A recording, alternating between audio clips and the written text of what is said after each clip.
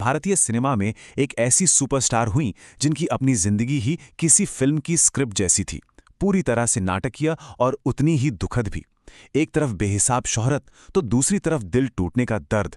जी हाँ, हम बात कर रहे हैं मधुबाला की। ये बात बिल्कुल सच है। मधुबाला की जिंदगी किसी फिल्मी कहानी से कम नहीं थी, रोमांचक भी और उतनी ही दुखद भी। सोचिए, पर्दे पर उन्होंने लाखों दिलों पर राज किया, लेकिन असल जिंदगी में उनकी कहानी में बहुत बड़ी ऊंचाइयां थीं तो उतनी ही दर्दनाक गहराइयां भी थीं। और सिर्फ 36 साल की उम्र में भारत की सबसे बड़ी सुपरस्टार ने इस दुनिया को अलविदा कह दिया। पूरे देश के लिए ये एक बहुत बड़ा सदमा था, एक ऐसा रहस्य जिसकी पूरी कहानी सालों बाद सामने आई। तो चलिए आज उनकी जिंदगी के अहम पड़ावों को समझने की कोशिश करते हैं। हम देखेंगे कि कैसे उनकी कहानी एक फिल्मी त्रासदी की तरह थी, कैसे उन्होंने बचपन में ही परिवार की जिम्मेदारी उठाई, मुमताज से मधुबाला बनने का उनका सफर कैसा रहा, और हाँ, कैसे एक अदालत में उनका दिल टूटा, और अंत में एक अकेली सुपरस्टार के तौर पर उनके आखिरी दिनों की कहानी जानेंगे। तो पहला अध्याय, एक फिल्मी त्रासदी। देखिए, 1950 के दशक में मधुबाला का नाम ही काफी था।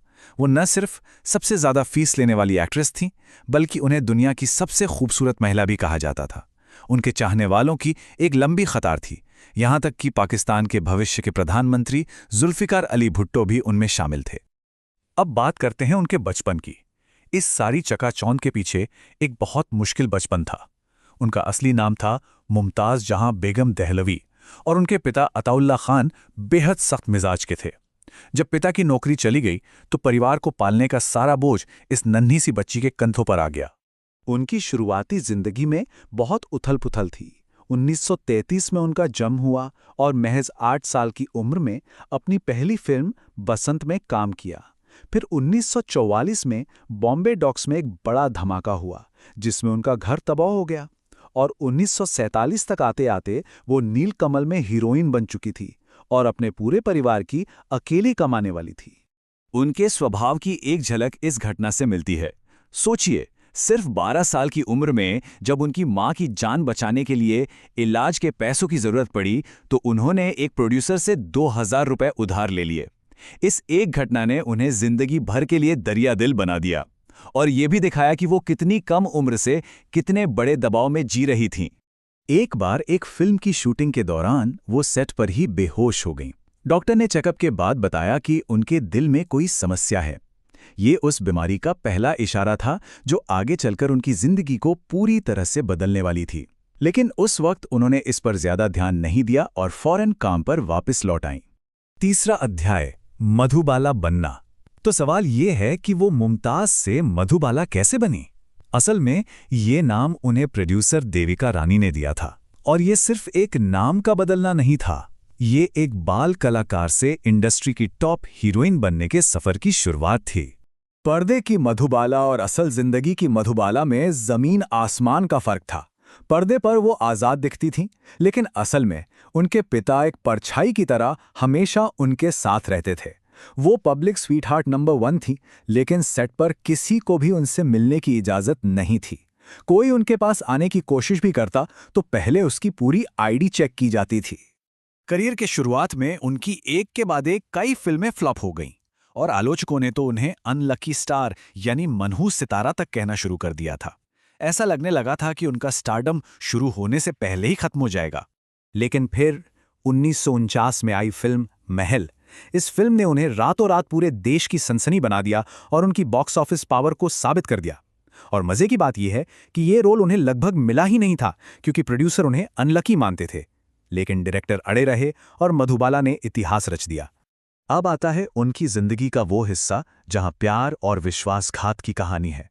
1951 में फिल्म तराना के सेट पर उनकी मुलाकात हुई सुपरस्टार दिलीप कुमार से, और यहीं से शुरू हुआ दोनों के बीच 9 साल तक चला एक यादगार प्यार का रिश्ता। लेकिन ये रिश्ता एक कोर्ट केस की वजह से बिखर गया। हुआ यूं कि फिल्म नया दौर की आउटडोर शूटिंग के लिए मधुबाला के पिता ने मना कर दिया। इस पर प्रोड्यूसर बीआर चोपड़ा ने उनकी जगह वैजयंती माला को ले लिया और एडवांस वापस लेने के लिए मधुबाला पर केस कर दिया। ये मामला सीधा अदालत पहुंच गया, जिसने पूरी फिल्म इंडस्ट्री को 2 खेमों में बांट दिया। और अब सबसे बड़ा सवाल खड़ा हो गया। एक तरफ मधुबाला थीं, दूसरी तरफ प्रोड्यूसर। ऐसे में उनके प्यार दिलीप कुमार आखिर किसका साथ देंगे? यही वो सवाल था जिसे उनके रिश्ते का भविष्य तय करना था। तो अदालत में दिलीप कुमार ने जो कहा, उसने सबको हैरान कर दिया। उन्होंने कहा, मैं मधुबाला से प्यार करता हूं और जब तक वो सांस लेगी तब तक करता रहूंगा। लेकिन इसी प्यार के इजहार के फौरन बाद उन्होंने मधुबाला और उनके पिता के खिलाफ गवाही दे दी।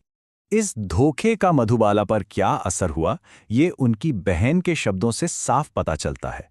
उन्होंने कहा, वो 2 बार मरी। पहली बार उस अदालत में। इस एक घटना ने उन्हें जैसे अंदर से ही तोड़कर रख दिया था। और इस दर्दनाक ब्रेकअप के बाद भी उन्हें दिलीप कुमार के साथ कालजयी फिल्म मुग़ल-ए-आज़म की शूटिंग करनी पड़ी। जरा सोचिए क्या स्थिति रही होगी।